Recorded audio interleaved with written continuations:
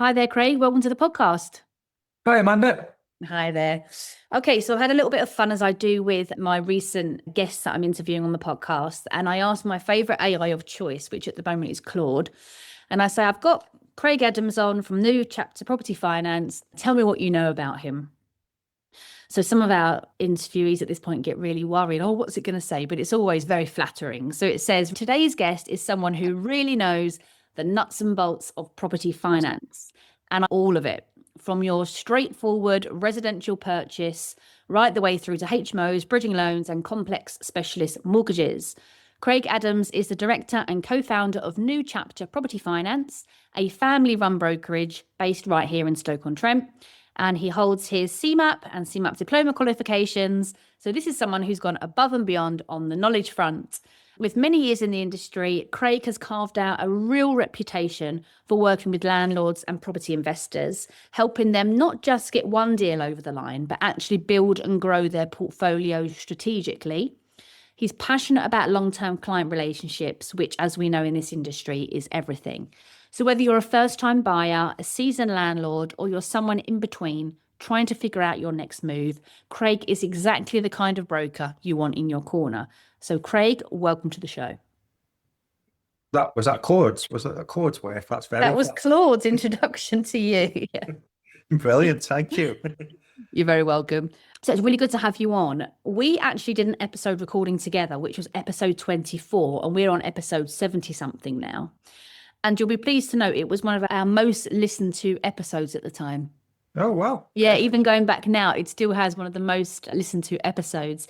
So I thought it would be wonderful to get you back on. And when we actually agreed to do this podcast a few weeks ago, we thought it would be a great idea. And then everything's kicked off around the world, shall we say. So it's very much needed. Our listeners will be eagerly awaiting kind of your knowledge on what's going on. But before we get into that, in your words, Craig, just in case Claude got any of that wrong, just share with us who you are in your own words and a little bit about the business.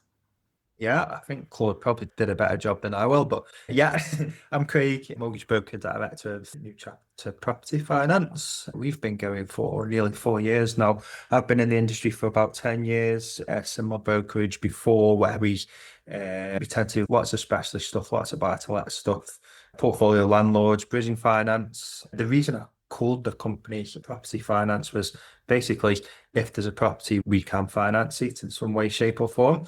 So yeah, as Claude said, whether you're a first time buyer or a seasoned pro, give us a shout and we should be able to help you out.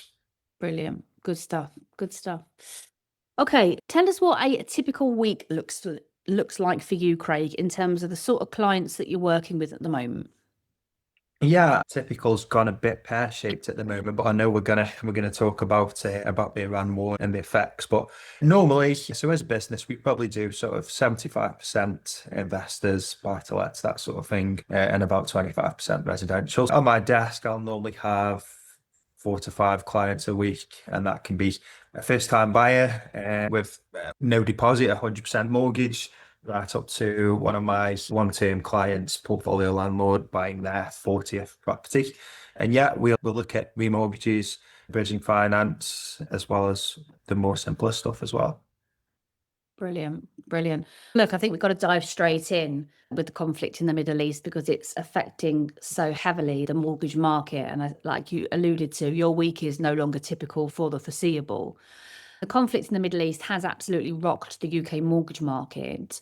So when it first started hitting the news, what was your initial reaction as a broker? I've been doing it long enough now to know that if oil prices increase, that's going to affect inflation in turn, which is then going to affect interest rates.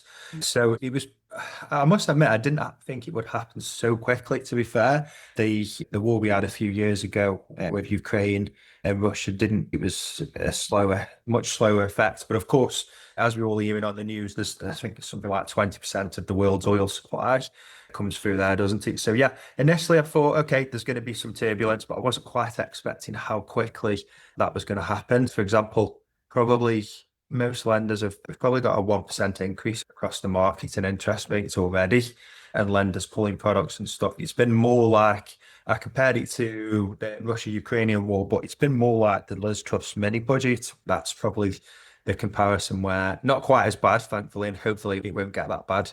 Seems to have settled down a little bit since Trump's talked about peace talks. But sorry, that was a long-winded way of No, saying that's fine.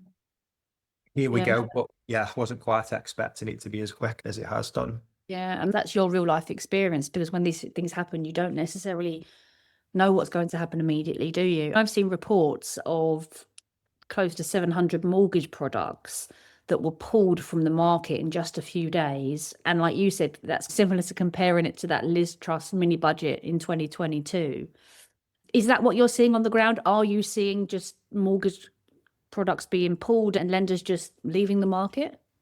Yeah. So we've got lenders that it's always temporary, but we've got lenders that aren't lending at the moment or have no products. Or I did for a client yesterday, a portfolio client of mine, I did 6 remortgages before the lender pulled the products at 5 o'clock. And I was running Chrome browser and Microsoft Edge to do 2 applications at once. And it was like 2 minutes to spare. We managed to get the product secure. So we're doing a lot of that. I mentioned 4 to 5 clients a week. That has doubled at the moment because everybody who was thinking about doing something, or we push our workload sooner. So when the market's good and the interest rates are going in the right direction, if we've done a bridge for someone and the valuation's a month away, for example, we'll be like, oh, we'll get the application in a couple of weeks before. We're getting those applications in now. People's fixed rates that are up in 4, 5, 6 months, we're getting those applications in now. As you can imagine, I'm doing my work for April and May at the moment, so that's where we're at. That's crazy. That's absolutely crazy. Talking about interest rates, we were really hoping for an interest rate reduction at the last MPC meeting. And the result was obviously that they stayed where they were on the basis of, I guess I don't really know what's going to happen, so let's just stick for the moment. How much of that was a bit of a gut punch for landlords that were hoping for a bit of a reduction and relief? Yeah, so the Bank of England base rate, obviously it does affect things, but it's the swap rates that are affecting things a little bit more. Why I said earlier that we've probably seen a 1% increase, and you might say Bank of England haven't moved. Why is that? But basically the swap rates had factored in a couple of decreases this year. Now they're factoring in maybe a couple of increases. So these are all generally 0.25%. So that's where that sort of 1% goes. We've gone from minus 0.5 to plus 0.5. And that's what we're seeing in the market at the moment. So yeah, I think it was a bit of a punch for landlords and anybody. So we've done lots of 2-year fixed rates where we're like, should be better for you in 2 years. And they're coming back and it's the same because they've gone down and gone back up. Yeah, it was looking very positive this year as well. So it is a shame because it definitely was moving in the right direction. We might have seen some growth as well for a change. And yeah, it's going to put the brakes on that this year, really. And for those listeners that don't understand what a swap rate is, could you just give us the layman's terms of what they are and how it affects mortgages? Yeah, the swap rates in layman's terms are how the banks buy their money effectively. So they have their own interest rate, they buy it at that rate, and they lend it out to us. Now you have 1-year swap rates, 2-year swap rates, 5-year swap rates, and that's effectively the bank's margin. So when they go up, they can obviously naturally our rates go up as well because they're buying the money more expensively. Got it. That's a nice and simple definition. That's good. Yeah, you can go massively into it, and I know someone might be listening thinking, "Oh, that's not quite right." But yeah, in layman's terms, Yeah. that is what's happening. Got it. I mean, we've been holding off refinancing a building for a while now. It's going to be quite a large loan. So we've been really tracking Bank of England's rate. And we thought this spring and summer was our time to do this big mortgage, pay back some investors. And, we're waiting. And obviously we just left it just that little bit too long. And that's the game that we're playing. So we're going to end up doing it anyway because we need to lock it in and just get on with it. But it just shows you how unpredictable our industry can be sometimes. Yeah, absolutely. And you talk about these projects where, and I've got many clients the same as yourself, where you buy a property, you do a refurb, your exit plan is to refinance, and that exit plan's gone up by 1%, which on a small loan isn't so bad. On a big loan, it's a big difference. Yeah. And I know you guys stress test and factor these things in. Let's be honest, it still stings, doesn't it? So when you think, I didn't have to do that extra 1%. No. And a lot of this stuff is interest only as well, isn't it? So it can be a bit frustrating. Not to dwell too much, but if things do get a bit worse, what do we think will happen in terms of interest rates? Will they just continue to go up? Do you think they'll stabilize a little bit if we don't really see a swift end to this war?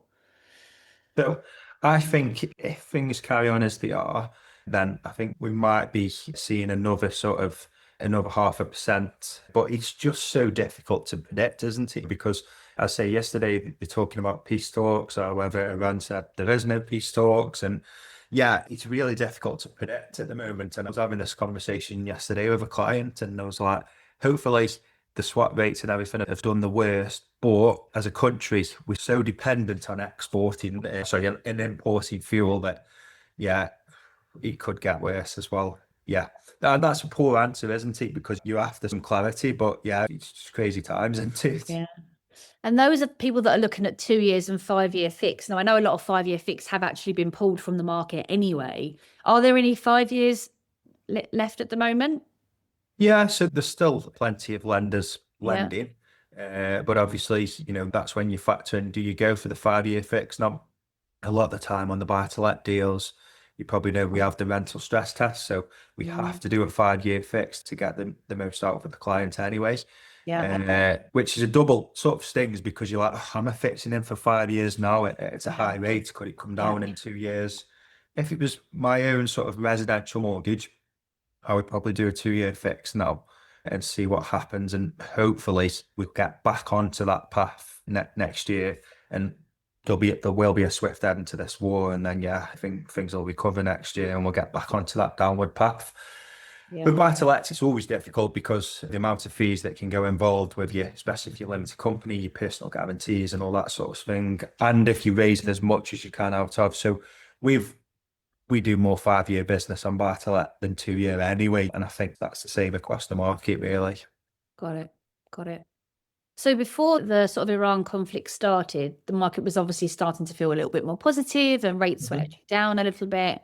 How quickly has that confidence in investors evaporated? Are landlords spooked by it? Or in terms of your clients, what's the read on your clients? Or are they just getting on with it and this is just a bump in the road? Yeah, this creates a spark. It's good for business, but not in the right ways. Of course, I want my clients to have time to think about it and have the best possible rates. But yeah, we've done so much business because clients are rushing, going, let's get the rate locked in, let's get it done now. So yeah, I think quarter 2 will be a much slower quarter because then that will filter in. So we're still early into this. So what happens, Amanda, is the rates go a bit higher. And then clients go, oh, I'm not making very much out of that. Or I don't want to take some money. I'll do a 2-year product transfer with the same lender. That sort of thing starts to creep in with a bit of market uncertainty, just more caution. And I think we'll see that quarter 2, quarter 3, rates stay where they are. Got it. Got it. So you talk a little bit about buy-to-let stress testing. State our listeners in terms of what criteria do they need to meet when they're doing their buy-to-let stress testing? And has that changed recently, or is that fairly straightforward each month? It remains the same. Yeah, it's the same. It's always been the same, but it's affected directly by the interest rate. So it's very hard to explain this. I've got a slide that I send to clients sometimes because it's hard to explain, but in its simplest form, your rent has to be, if it's limited company, has to be 125% more than your interest-only mortgage payment. If that's in personal name, it depends on your tax position, but if you're high rate taxpayer, it's 145%, and HMO generally 165%. The 2-year and the 5-year is then stressed. The 5-year is stressed at the pay rate of the product, so i.e. 5%, but the 2-year has an extra 2% built-in potential interest rate hikes. So that's why you get more on a 5-year than a 2-year. And I can send you the slide I do at presentations for people because it's hard to see. There's a formula basically, and it's hard to explain that without seeing it visually.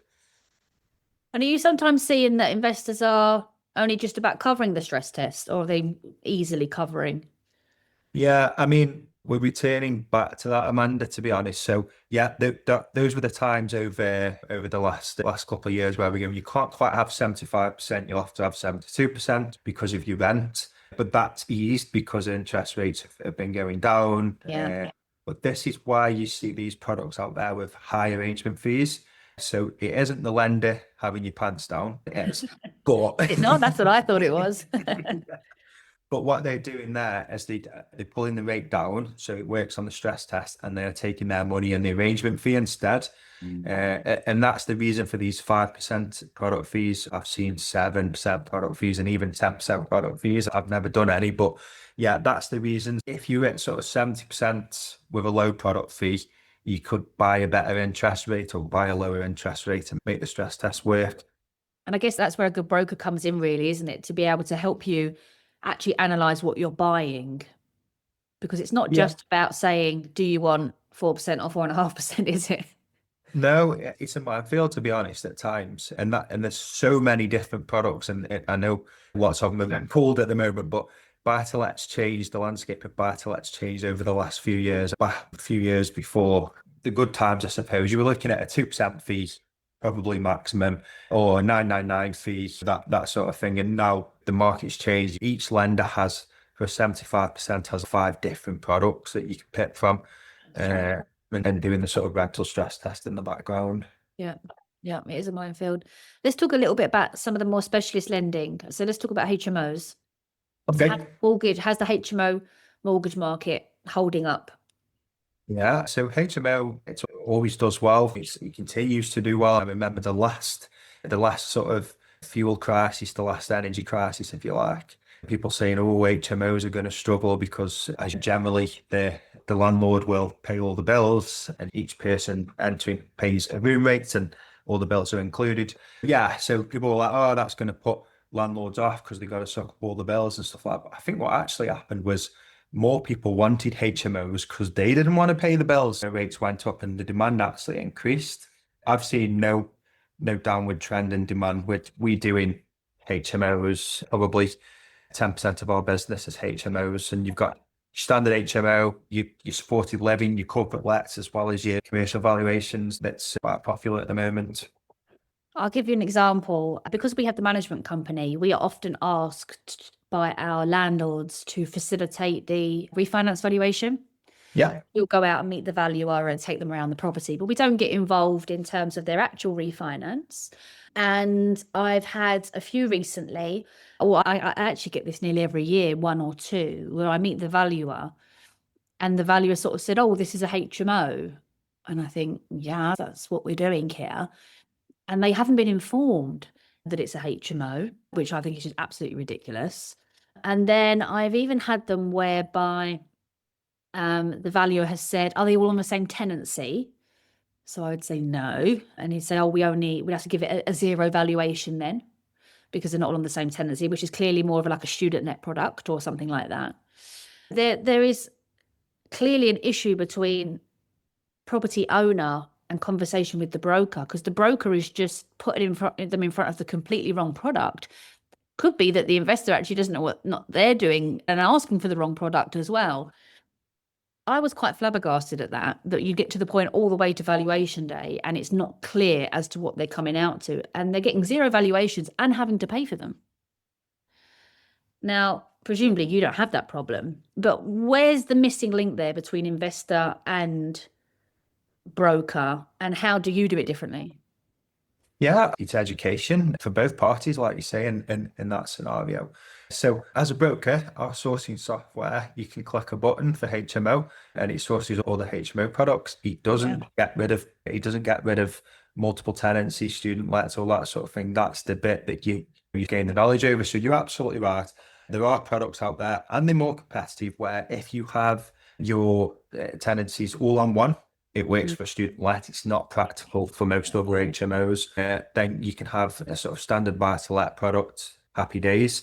Then there's HMOs, which most people do with multiple tenancies, and you need to pick a correct HMO product for that. Yeah. Then there's valuation. So whether you want an investment valuation, whether you want the property value based on the rent, or whether you want the bricks and mortar valuation. So yeah, quite a few things to consider. Yeah. push your licensing. That's got more tricky at Article 4. I'll see clients that have got a HMO that's been a HMO for ages, but unfortunately don't have planning for it. So yeah, there's a lot of things to consider with a HMO. It's not, I'm pulling that apart now and almost going, oh, I know quite a lot actually, as I'm telling you this, because it's Yeah. becomes second nature. But yeah, it's not as simple as going top of sourcing and going, yeah, you can go with them. And that's the issue. It's because that, say, that 4-bed student let type product was probably, I don't know, back then, 3.5 or 4% or something versus say 5.5% on a traditional licensed HMO product. And yeah, so they've got to go all the way back to the beginning again. And probably they've definitely lost that rate because they can't use that product because it's not fit for purpose anyway. And now they're going back into the market now where the rates have increased. So that broker's actually cost them valuation fees and now a even higher interest rate, which really annoys me. But there we go. That's why you need to choose a good broker, of course. Yeah, and that is a problem at the moment. And things do go wrong. Things go wrong with valuation, but it's Yeah. more important than ever to use a broker and to do some due diligence because you've only got one chance because your second chance is going to cost 0.5% to 1% more in this current market. And as I said, hopefully that settles down. But yeah, you've got to do as much checks as you can up front to try and make sure it goes through the first time. Yeah, no, totally. Okay, let's move on a little bit. You mentioned it, valuations. So an HMO valuation, it's a judgment day, isn't it? You go to meet your valuer and you're thinking, I hope they're going to turn up and value this based on yield and get me a nice fat valuation. Not, I won't name lenders or valuers' names, but who turn up and say, I know it's a home, but I'm only valuing it as a house. How should investors and brokers do their best to get the best outcome on that? Yeah, I mean, it isn't that difficult really. In its simplest form, that the house needs to be over adapted, as in odd suites, as I see them with kitchenettes and stuff like that, to get that yield-based valuation. If it's still a house, you're going to get a bricks and mortar Yeah, valuation. yeah. And if you think about that logically, that makes sense, doesn't it? So the lender repossesses, they can sell it as a house or a HMO. They're going to sell it as a house if they can, because that's their quickest route to sale. If they can only sell it as a HMO, then they're going to value it as a HMO. So what they're looking at is who would buy in order to get that valuation, would somebody come and buy that property as a HMO or Yeah. as a residential? And yeah, it simplifies it when you think, oh yeah, okay, that makes sense. I don't want to buy a house for my family with 5 toilets and Imagine the water bills when you're on a water. So you'll get your commercial valuation on those all day, every day. If it's in an Article 4 area, that makes it a bulletproof HMO because, again, the chances of you selling that as a residential property are slim because why would you? Because it's worth more in an Article 4 area. Yeah. So that's all really. And then you've got to pair that knowledge with the right lender Yeah. and even better with the right valuer. So I've been doing it long enough now where I'll tell my client what valuers to use as well. So if it doesn't work after all that, it's probably not quite worth what they think. And that does happen. Yeah. But yeah, we've been doing loads of them, to be honest, and do it really well. I've got clients who will buy a terraced house, buy a 3-bed terraced house, 150, let's say, spend 80, 100 grand on the refurb, turn it into a 5-bed HMO, and we'll revalue it at like 350, 360% of that. Brilliant. And it is that insider knowledge, isn't it, in terms of use this valuer, don't use that valuer. I've mentioned on the podcast before, we had an awful valuer for one particular company who just used to come out and see it was a HMO. He used to give a 0 valuation. And I'd meet him time and time again because different investors were instructing them. And he just kept back 0, 0, 0. And so we just put out an edict to everyone, do not use this company because as far as I'm concerned, it's a scam. If they know they're going to value it at 0 and they're still taking your valuation fee, that's a scam as far as I'm concerned. Agrees. I mean, I had a client ask me that, and it's like, why did they go out to it? I'm like, they don't get paid if they don't go out to it. Terrible. But you've obviously, through your experience, use these guys, they're most likely to give you the good valuation or the right valuation, yield-based. But can you get that information concrete up front, or is it really valuers' decision and comments? Yeah, so I'm going to give you again another sort of layman's multiplier that I use. But of course, we are based in Stoke, but we're national, so we're all over the country. So the yields vary all over the Yeah. country. So those numbers I just give you, my bread and butter around Basford, Hartshill, that sort of area local to me. I'm pretty on the money with the properties where I live because I've done it enough. But Yeah. generally, I will say to clients, and we can put them in a bit higher, but I'll say gross rent times about 8.5 for your investment or commercial valuation. That's in, I've already done the deductions in that for bills and voids and stuff like that. But yeah, yield wise, you can have a look, and there's plenty of tools out there now. If you go on AI, and they'll work out the yields of the area and stuff like that. But that does vary. You might get a yield of 10% in Crewe. You might get 9% in Stoke. You might get, I did one in Telford, and that's 7%. So it's very hard to get that up front for sure. But yeah, it's if you work around those numbers, you should be okay. Good. Good. All right. So let's move on from HMOs. Let's talk about bridging finance, Right? which I know that you do a lot of. And bridging finance is a great tool for the right deal. So Yeah. just talk to us a little bit about what you do with bridging. Yeah, generally we can do all sorts of bridging. We can do bridging and development when you have the funds for the refurb as well. But I suppose our sort of number one winner is clients got a little bit of money for the refurb themselves. They'll bridge the purchase either because it's unmortgageable, because it's at auction, or just so they can make a quick return without any early repayment charges. So they'll bridge the purchase. They'll spend a few quid on kitchen, bathroom, decoration, carpets, and then flip the property or refinance it at 75% and go again and again. And what you're doing with that model is you recycling that money. So, you might start with 100,000 and you bought a property and you've spent 10, 15, you do it again, you do it again. Whereas if you don't do that model, you've got 25% deposit plus your stamp duty and stuff like that. 100,000 gets you two houses, whereas this sort of model should keep you going for much longer. So that tends to be a lot of the bridging finance we do. However, we have clients, we do regulated bridging for a chain break.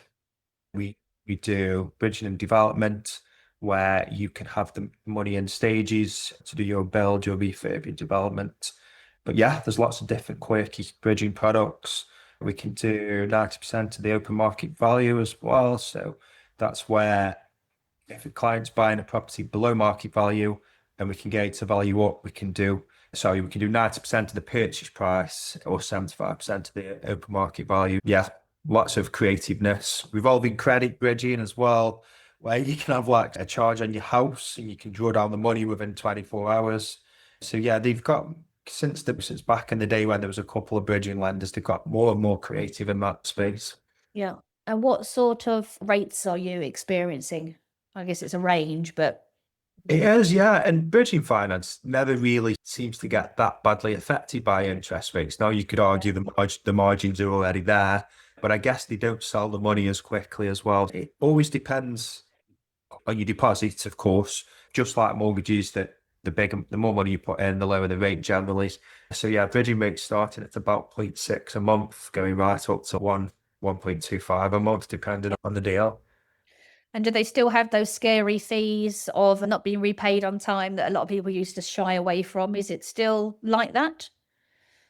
Uh, what the lenders I tend to use, I shy away from those. So yes, is the short answer. There is that. Yeah. But I don't use those lenders because the lenders I'll work with they'll start charging the interest monthly. Bridging finance is retained interest. If you go to the end of the term, you start paying the interest monthly until you've Yeah. paid it off, which I think is fair. Yeah. The LTV is not affected because you're not adding more and more interest on month Yeah. 13, 14, 15. Yeah, and it might sting a little bit, but they're not trying to take the house off you. If we've done your front end bridge and exit plan, you shouldn't be going over anyway. But of course, it does happen occasionally for various reasons. But yeah, I tend to only work with lenders that are reasonable, to be honest Yeah. with you. Yeah. No, that's good. And I know a long time ago we just thought we're not going to use bridging because the risks of overrunning were just too high. But I know that's changed a lot more recently. It's become a far more useful tool. Yeah, definitely. And like you say, that's again, bridging finance, you definitely need a broker. So if I get a client that comes along and says, I want to buy this for bridging finance, and those numbers don't stack up, well, because you've got to factor that cost in, Oh, and you've got to factor your GDV in, what it's going to be worth at the end and stuff. And yeah. I'll just be like, this isn't a good deal, don't do it. You're effectively deal analyzing with them. Yeah, yeah. Yeah. And don't get me wrong, I was going to say I'm not a property investor. I have got properties. I'm a landlord as well. I've got a portfolio, but I'm not saying a builder has more knowledge than me of how much things are going to cost and stuff like that, of course. But yeah, I'll stack it up from a numbers perspective for them. Yeah. And you're looking at the big picture, aren't you? And you're Yeah, really protecting them ultimately protecting them from themselves. yeah, and myself and my reputation in business as well, because Yeah. it's never happened in all the years, but I never want it to happen either, that somebody has house repossessed on my watch. Yeah. Oh, they can't get off the bridge. I remember that used to be something really struggling to get off the bridge because the numbers don't quite stack and the fees are Yeah, escalating out of control. But no, yeah. it's a very good tool. It's a very good tool.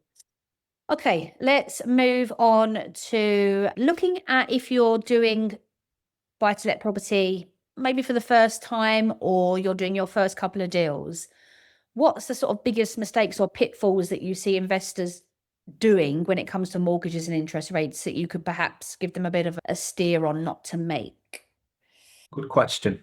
Because I'll speak to clients early days and try and avoid them making those mistakes. Yeah, So, from a first time buyer perspective, hopefully they'll listen to what we've got to say. We're setting a limited company up and all that sort of thing and talking through that so they avoid those early mistakes. But yeah, I guess that's a big one, buying in personal name. yeah, yeah. Or the old people will buy with a residential mortgage, so they only got about 5% deposit down, Yeah. which is great. I'm not the mortgage police. You're not supposed to do it. But what people don't realize is they're going to get hit with the stamp duty when they try and buy a real residential True. property. That's true. Uh, so that's always a big one. That used to be really good, didn't it, back in the days?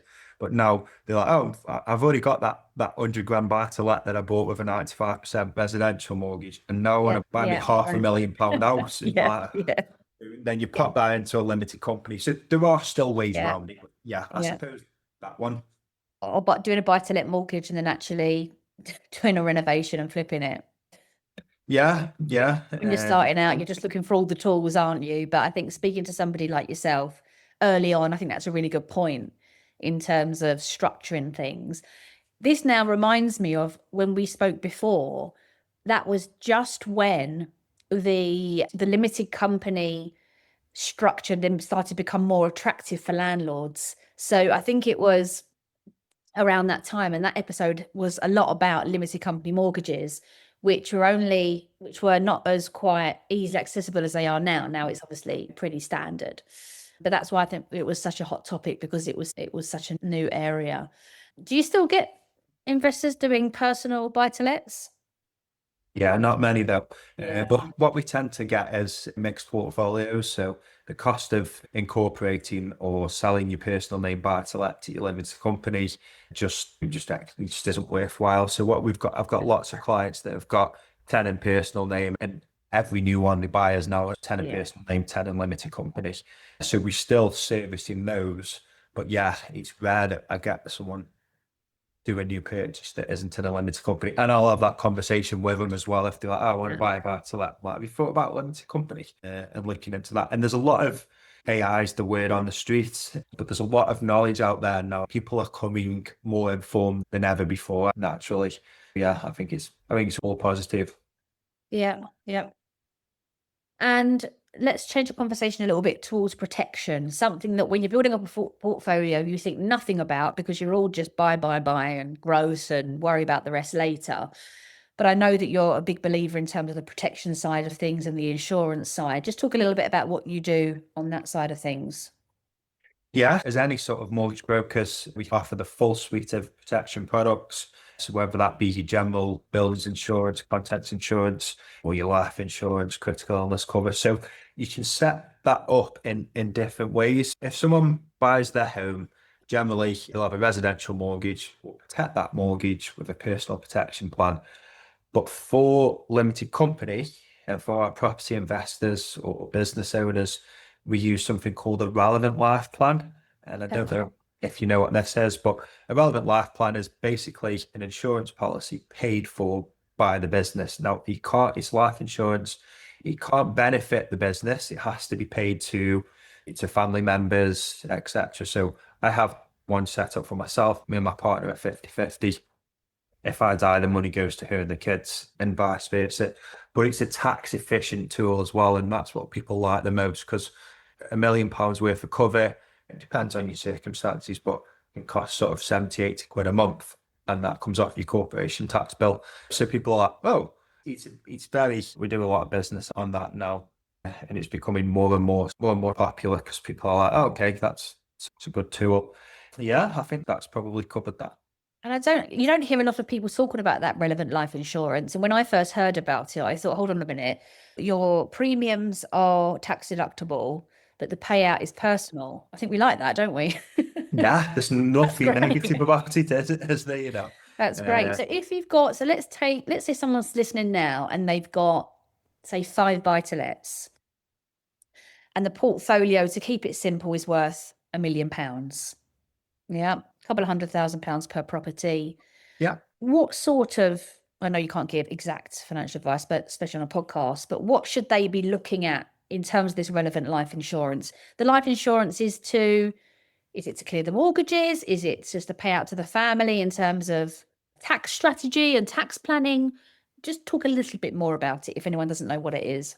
Yeah, so relevant life's been around for a good while, to be honest. So generally, it's set up for trading companies, and then it pays out for the deceased estate. Ultimately, you can do whatever you like with that money. So you could pay those mortgages off. You could go swim with dolphins or absolutely whatever you like. Yeah, it's not. It has to be paid. So it's tax efficient. It has to be paid to people, though, not the business. Yeah. There is shareholder protection, which we don't actually do as a business, but I work with someone who does it. So shareholder protection is for the business, and that buys the other person's shares out, for example, if they were to die. And honestly, like I say, there's lots of stuff out there, but there's loan protection where you could protect the loan itself. But again, the only one I've mentioned, and not the only one that is worthwhile by any stretch, they're all worthwhile, and it's worth talking to an IFA, wealth management, for these things. But the relevant life one is the only tax efficient one. It's the only one the HMRC recognises as tax efficient,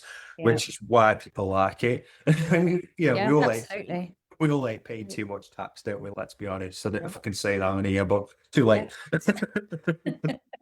Absolutely. And I think the takeaway here is, if you don't know much about insurance and life insurance and protection, speak to your broker, speak to your IFA.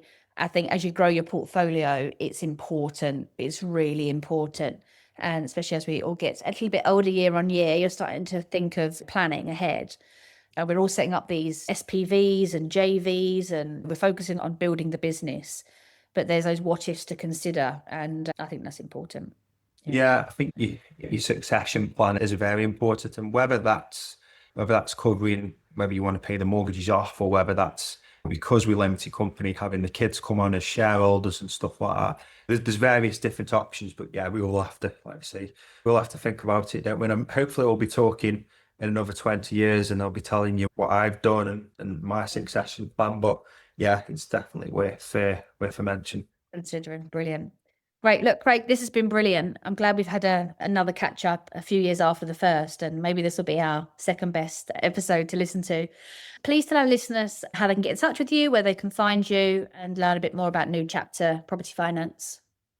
Yeah, New Chapter Property Finance. We are based in Alsager, which is north of Stoke-on-Trent. We have, I guess the best thing is to just pop us in Google. All the contact details are there. I'm Craig. We've got a couple of other brokers working for us and a full team behind us. Pop us in your search engine and give us a shout. Brilliant. We'll put all your details in the show notes anyway. So as I say, this has been great, and we look forward to catching up soon. Cheers, Craig. Great stuff. Yeah, thanks, Amanda.